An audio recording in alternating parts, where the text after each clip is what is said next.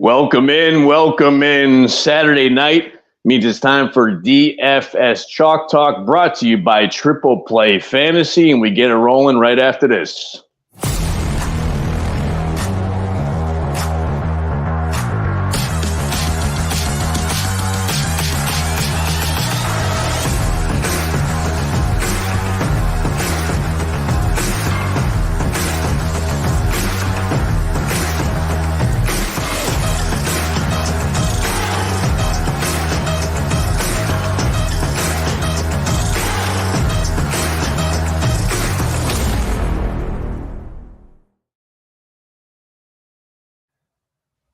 Yes, indeed. As always, it's time to get out of that kitchen and rattle those pots and pans. My name is Jeff Masha. I'm your host for DFS Chalk Talk, where we talk all things DFS.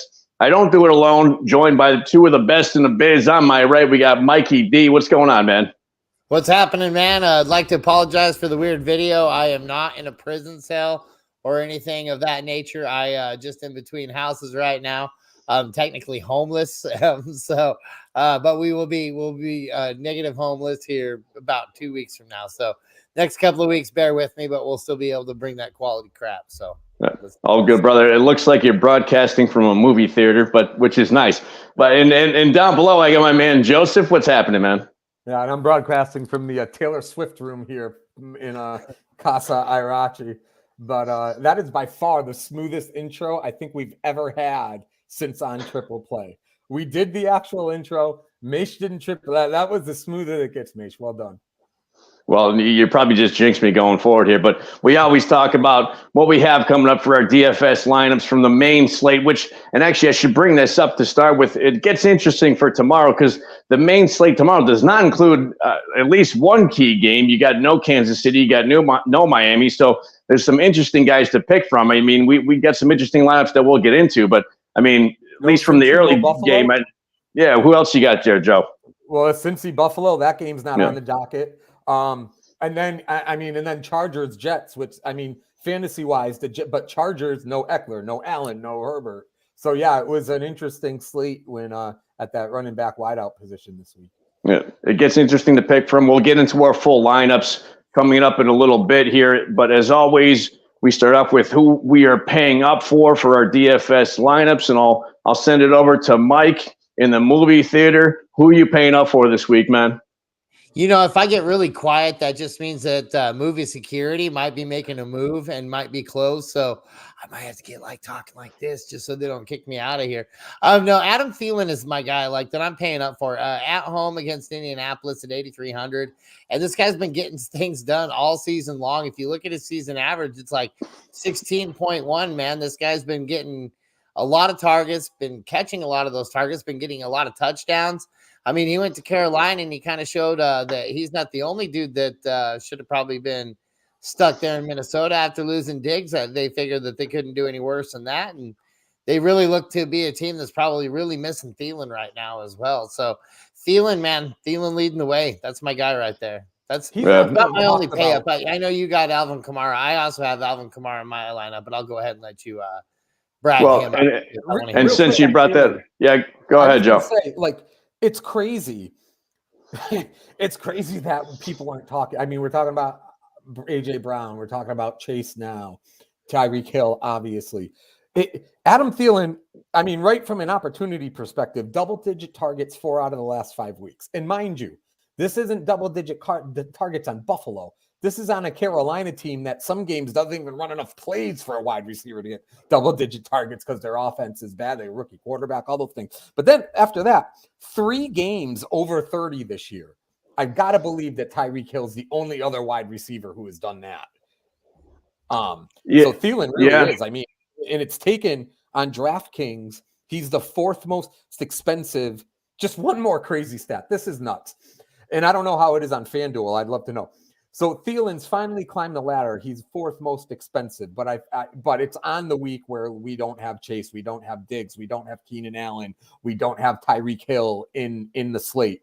But then the other part that kills me here on DraftKings, Cooper Kupp's $1,000 more than Thielen. First of all, Cooper Kupp, who we all love, especially in a PPR.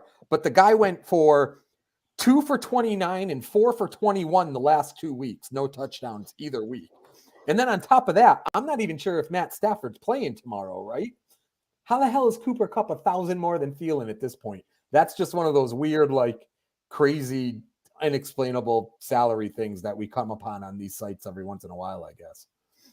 Yeah, and since you brought that up, he's actually fourth on FanDuel as well. A.J. Brown tops it. Then you got CeeDee Lamb and also Cooper Kupp. But on FanDuel, he's only 400 more than Thielen. But honestly, it seems like a no-brainer at that point to take Thielen and save money on him, given what has happened with Cooper Kupp over the last couple of weeks. But since Mike brought up Alvin Kamara, that's who I'm paying up for this week. He is the most expensive on the main slate at 9,200 at home versus Chicago.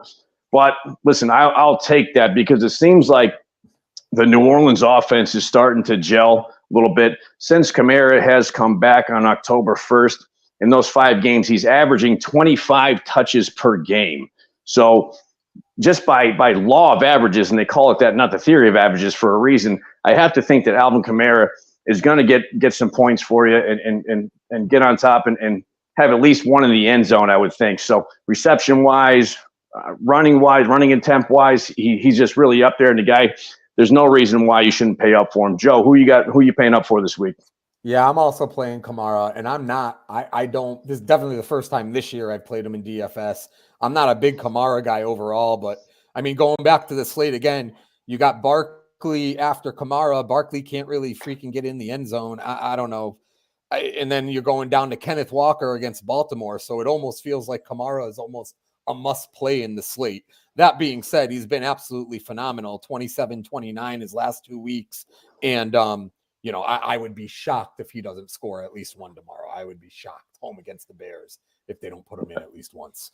But my lineup was based on the wide receivers in that Dallas Philly game. I can't not take AJ Brown. I can't not take CeeDee Lamb right now. The Philly defense, which it's really weird because like they've got multiple really good Pro Bowl corners, but I mean Washington just hung 31 on them. They've had a couple of games where it feels like the more Philly scores in a given week, the more the defense gives up. And then when they don't score that much, the defense bears down and doesn't give up much. And they don't lose much, obviously. But, again, Sam Howell, 31 last week in Philly. So I do expect CeeDee Lamb and the Cowboys. And, like the Cowboys, too. It's kind of funny with Tony Pollard, but I feel like the run game's pretty much done there against good teams. And they're just finally starting to let Dak air it out a little bit. So I couldn't not play AJ Brown and CeeDee Lamb. It just felt too. AJ Brown's breaking records. Obviously, what is it? 6 in a row over 125. And it's funny because, and we were looking at those numbers with AJ Brown. We haven't really brought up his name too much so far this season, but he has been beyond consistent. If you take out week 2, where I think he had maybe 9 receptions for 29 yards or something like that, you take that away, the guy's been an absolute stud. He's averaging, I want to say 11 receptions, 120-something yards receiving. He has 5 touchdowns on the year. So somehow he's gone under the radar almost a little bit with those numbers. But you're right, CeeDee Lamb, he's a monster week last week. Philly's defense, for whatever reason, isn't that great against the pass. So I have CeeDee Lamb in my lineup as well, which leads us into our bargains for the week. Mike, who you got from the bargain bin, the basement, that we can throw in the lineups here? First off, I'd just like to say, my God, that catch AJ Brown had last week was filthy. Like that first touchdown was just ridiculously filthy. That was so good. Like I can't even throw a ball. Like if I try to throw a football, I can't even throw it hard because it slips off, my 5'5" frame in these large hands. To just be able to palm a football the way those Beckham or like that is so impressive. It's insane. Yeah, and just rip it through a man. Like, no, that was pretty awesome. The guys who I'm paying down for, my bargain basement, I'm going with Zach Moss. Zach Moss has still been getting a little bit enough of activity. You've been seeing him scale back each week, but even scaling back, he's been doing enough to get the job done. against the Carolina defense that's been giving it up to the running back. I think that there's going to be plenty for him and for Jonathan Taylor to eat. I wanted Jonathan Taylor here. I didn't want to have to pay up too much on too many positions, so I had to pay down. We went with Zach Moss. And the other guy at 6,100, Zay Flowers, Seattle at Baltimore. I'm loving my Zay Flowers pick here. I think he's actually going to be finding a touchdown this week, as well as at least getting about 7 catches for about 70 yards. I like those. And Zay Flowers is a guy, I have him in my regular league. It's funny. It just seems like he should have more points each week than he puts up, just because I think he's only gotten in the end zone once. The guy's there for receptions. He's gotten some yardage, but he just simply has not gotten in the end zone. And perhaps this is the week that's gonna happen, just because he seems to be a basement guy or a bargain guy at least almost every week, but he has the targets, the receptions, and the yardage. Just the touchdowns aren't there. How about you, Joe? Bargain wise, who you got? Yeah, that Baltimore-Seattle game too. That's another big heavyweight matchup tomorrow. My two, running back 5,000 on DraftKings, Chuba Hubbard. I mean, I think at this point he's getting a little popular because Miles Sanders is kind of going down the shitter there. Hubbard went for 15 carries last week. He had 19 the week before that. So home against Indy, I wouldn't play Hubbard based, against a good defense. Indy got torched for 39 last week against, what was it, the Saints? 39-38, I believe, last week. So and I feel like Bryce Young is slowly starting to come along, get a little better each week. Thielens obviously helping that. So looking for Hubbard at 5,000 to get in the end zone. And then real quick, the other one I'm flexing on, but wide receiver, Jaden Reed for the Packers. Now, the Packers obviously have been abysmal. The Rams have also been abysmal. This game's in Green Bay. Somebody's got to score. Somebody's got to win. Jaden Reed, he's got double-digit points 2 weeks in a row on DraftKings anyways, 4 for 83 last week, 3 for 21 in a score, and he's only actually 3,600. So that is a very bargain, but it's like a top-heavy lineup this week. It's expensive guys, and not for Mike. Mike's pretty even from what I saw. Or Jeff, one of yours is really even, but I'm very top-heavy this week. Yeah, mine was really hard to decide which guys I paid up and paid down for because I had a really, really solid balance across the line, as we'll see when we discuss the full lineup. Yep, and actually mine was kind of, for half the lineup, top end, and for the other half, it seemed like there was a decent amount of bargains, especially at wide receiver to choose from this week. So I got a couple at wide receiver. I've got, and pardon me if I'm not pronouncing his name correctly, it's Cotterell Hodge for the Atlanta Falcons. He's at home versus the Minnesota Vikings. Hodge is 5,300 on FanDuel. Now, it seemed like, so last week he had 3 catches for 75 yards in the second half, and that was with Taylor Heineke at quarterback, which seemed to kind of coincide, for lack of a better term, with Taylor Heineke, and they had a little chemistry there. So I'm hoping that carries over into the Minnesota game. Who's playing quarterback for Minnesota tomorrow? I'm forgetting. Somebody remind me. Kellen Mond, I believe. No, Jalen. What's his name? Jalen Hall, Mond. I thought his last name was Hall. Well, obviously it's nobody who's of consequence, so which leads me to believe that the Minnesota. How good I am on last names. I just know Dobbs wasn't ready to go. That's the only thing I knew. In any case, Jaron Hall. I'm sorry, Jaron Hall has been confirmed the Vikings starting quarterback Sunday in Atlanta. Jaron Hall from BYU. Yes, from BYU, and I believe he's also 5'5" and can't really throw a football. Last Sunday, he was soaking in Mikey's basement, and next Sunday, he'll be starting NFL quarterback. That's how it works. And the week after that, he'll be joining Mikey at the movies while we do this show. So it should be. So I'm saying that because I can't imagine the Minnesota offense is going to be on the field very much, and which also I kind of like the Atlanta defense maybe a little bit too on FanDuel. I didn't take them, but it's not a terrible pick if you go that route. So again, with Heineke and his quarterback, I think, who knows? If he has 5 catches for 60 yards and a touchdown, that's worth it for a guy who's 5,300. And then I also got Demario Douglas for New England at home versus Washington. He's 5,400. Kendrick Bourne's out. Devontae Parker is out. So that kind of leaves the door open a little bit for Douglas. He's not very well known, but Mac Jones has to throw to somebody against that Washington defense, which is 29th versus the pass. So at 5,400, that's a halfway decent route to go with, and hopefully similar numbers with Hodge and Douglas. Again, maybe the 5 or 6 catches for 60 to 75 yards and a touchdown. I'd be happy with that, along with my other ringers in my lineup. So speaking of that full lineup, Joe, I'll let you lead that off. What you got for full lineup for DraftKings? All right, so we're going Dak Prescott, 6,500 at Philly. Another guy I probably haven't played DFS-Y at all this year, but 32 last week against the Rams, 24.9 the week prior against the Chargers. It does look like the Cowboys have somewhat abandoned the run game. I don't think that matters this week anyways at Philly. They're going to have to score to win. They're going to have to throw to score. And I'll pause you right there, actually, since we brought it up a little bit earlier, too.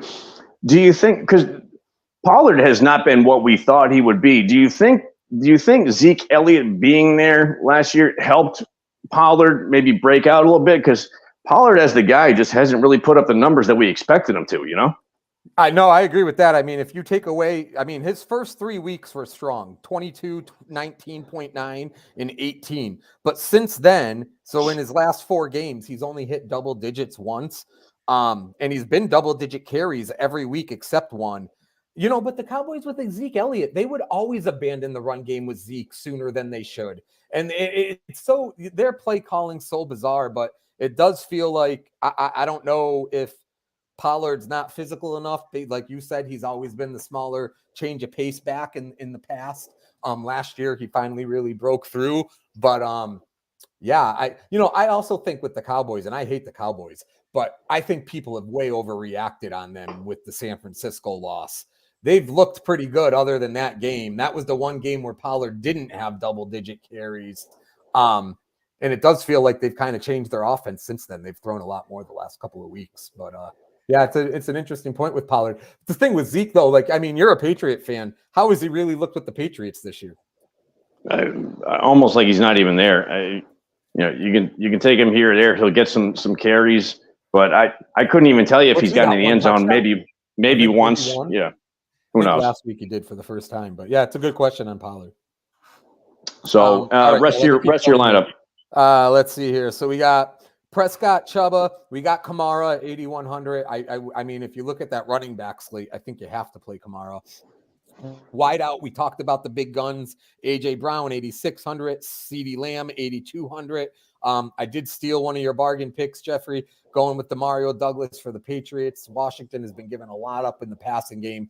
Patriots got to throw it to somebody. I kind of like that Hodge pick too, though, because Atlanta's got to throw it to somebody, and they got a great matchup. It does make me wonder if maybe finally between the matchup, London, and the new quarterback, like maybe Kyle Pitts finally starts to at least get the attention that people thought he was going to get coming out. I don't know. It just means Jonnu Smith is going to have a great game. You're probably right, which is insane. Let me finish up here. I'm going Logan Thomas back to that New England game for Washington, 3,500. He had 16 last week against Philly, 6 for 44 and a touchdown. He just gets a lot of targets there. We talked about the bargain pick of the week for me, Jaden Reed, Packers wide out, 3,600 home against the Rams. And then there's a lot of weird quarterbacks playing this week. And another one is the Raiders. The Raiders, I believe, are going with, is it Aiden O'Connell? I think it's Aiden O'Connell. They're benching Garoppolo. So real quick, the Giant defense, 12 against the Jets last week, 14 against Washington the week before, 5 at Buffalo, which actually isn't bad for DraftKings defensive points, and 12 at Miami. So I am going to take the Giant defense at only 2,300 against a Raider team that couldn't score with Garoppolo. I like it. And before we get to Mike's lineup, I have to think that they pronounce his name Chuba Hubbard because Joe keeps calling him Chubba Hubbard. That would be a sick joke by his parents if they named him Chubba Hubbard, which almost sounds like a bubble gum. But I just hope that one day he plays on the same team as Nick Chubb. and they Chubb and Chubba Hubbard. Chubb throws a touchdown to Chubba.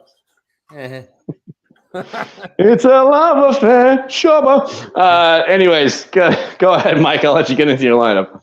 The good old Chubba Chub combo. We got starting my guys off is new Derek Carr this week, 7,100. I think Derek Carr at home against Chicago is a slam dunk. I really like to see what I've now. Granted, he's only been giving you about 18, but he's been consistently giving you about 18 for about 3 or 4 weeks now. Zach Moss, 6,700. We talked about him. Darrell Henderson Jr. On that shit show of Rams, especially if we've got no Stafford. I think Henderson's going to feast at Green Bay, who's really like one of the top 5 teams to play your running backs against. I'm bringing back Nico Collins at home against Tampa Bay. I think Nico Collins at 6,800 is a good call. Zay Flowers, we talked about him at 6,100. Adam Thielen at 8,300 at home against Indianapolis. We talked about him. Another really big bargain for me was Jake Ferguson, 5,100 at home or at Philadelphia. They're going to have to throw the ball a lot. I think they're going to be spreading it out quite a bit. I think we see Jake Ferguson hit the end zone. And then, of course, my flex, $9,200, Alvin Kamara, because I'm with Joe. I don't think you can get away with this guy. He's going to be looking at like a 70-80% ownership, and that's okay because he's going to be a guy that has a possibility of scoring you 2 to 3 touchdowns. Now, that said, who knows what's going to happen with that. But then at my end, we got the Saints defense at home against Chicago, just because we had that great first week with Chicago, but last week they kind of had a little bit more of a reality check. And this Saints defense is electric when they want to be. So sign me up at 46. Yeah, I like it. And, again, no Justin Fields. So you got Hank Babaganoush at quarterback for the Bears. Should be an interesting matchup there. So my lineup, I wholeheartedly agree with Mikey. I'm going Derek Carr, 7,100 at home versus the Bears. And again, coinciding or teaming with that, I got Alvin Kamara, 9,200. And on the flip side, a little bit. Mike had Darrell Henderson. I went with Royce Freeman. He was 5,700. They seem to kind of split carries, and then, like Mike said, it's a halfway decent play. Either one of those guys. Freeman got in the end zone last week. That doesn't mean Henderson can't this week, but I think either way. Out of those two, so Freeman's 5,700. What is Henderson, Mike? Henderson was 6,100. So Freeman 400 less, so halfway decent bargain right there too. So wide receiver, because of Joe's argument that we spoke about earlier in the week, I went with CeeDee Lamb myself, 8,800 at Philadelphia. And then I got my 2 wide receivers in the basement, Demario Douglas, 5,400 at home versus Washington. Cotterell Hodge at home versus Minnesota, 5,300 tight end. I went Dallas Goedert, 5,800 at home versus Dallas. Dallas's defense against tight ends has not been the greatest, even though their defense is great, but they give up a halfway decent amount of tight ends. I think Dallas this week too. I was surprised when I heard that. So I could be a little bit accurate on that. Let's see here. So the Dallas is 24th against tight ends in the league. So they might be great in some other spots. Tight end, maybe they're a little weak on. So we'll see if Goddard can put some points on the board. Flex, I got Jonathan Taylor at Carolina. He's 8,000. I know it's a little bit expensive, but I have to think that I was wrong about him getting in the end zone last week. I have to think that he might do me right this week and get in the end zone. He did. Just not as great as I had hoped. But in any case, I think he makes up for it this week. And defense, I've got Cleveland at home versus Arizona, 4,700. I think Cleveland puts Arizona down pretty hard in Cleveland, so it should be interesting to see out there. Arizona's not exactly starting for Arizona tomorrow. That's a good question. Is it Hank Babaganoush actually, or I'm not in Tune. Last I heard, it was going to be Clayton Tune. Yeah. Oh, Clayton Tune. Yes. Who actually? Clayton Tune, Jaron Hall. Jesus, it's going to be an ugly slate of 1 and 4 o'clock games. All these 5'5" quarterbacks who can't actually throw the ball should be interesting, and who have a bit of a duck walk too. Some of them, I think. So, so should be interesting. So that's my full lineup there. Should be an interesting one. As always, we're on the Blitz tomorrow. Well, set your clocks back, so it'll be, what is it now? 13 and a half hours, 12 and a half. I'm forgetting. Yes, sir. So we'll be starting at 11, but at this point it's essentially noon tomorrow. So So catch us then on the Blitz, and we'll be answering any questions live. Any parting words here, gentlemen? Yeah, real quick. Normally I don't do this because the 9:30 game is such a shit matchup, but we got the Dolphins and Chiefs going at 9:30 tomorrow morning. Quick DFS single game lineup, if that's okay. Real quick. Sure. You put Mr. Kelsey, Mr. Swift in the captain spot. We're going to play Tyreek Hill, obviously, also. And then we're going to go with Jared McKinnon. What's Rice's first name? Rashee Rice and Valdez Scantling and Harrison Butker to round up the single game lineup. So going very heavy on Kansas City players, but making sure we still get ourselves Mr. Tyreek Hill. I think that's crazy talk. I got Tyreek Hill sitting in my captain seat right now because I think he likes to show Kansas City what they're missing on. Yeah. And I think this is going to be an instance where when this offense can click, they can click very hard against you. I think they're going to do some shutting down. He may have 200 tomorrow. What's that? He may go for 200 tomorrow. He may, and 3 touchdowns, dude. I mean, he likes to go off against these guys. So I got him in the captain's chair. I got Justin Watson, or Jason Watson, on that, Justin Watson, yeah. On the Chiefs, he's been seeing a little bit of action. McKinnon, and then Kelsey to pay up. So the McKinnon and Watson, I need those guys to do a little bit of production because I think Tags and Hill and Kelsey are going to feast. Yeah. No Hilaire, so I think McKinnon's got a shot this week. Well, should be interesting and worth waking up for at 9:30 a.m. Eastern time, and that game will be going on once we start the Blitz again.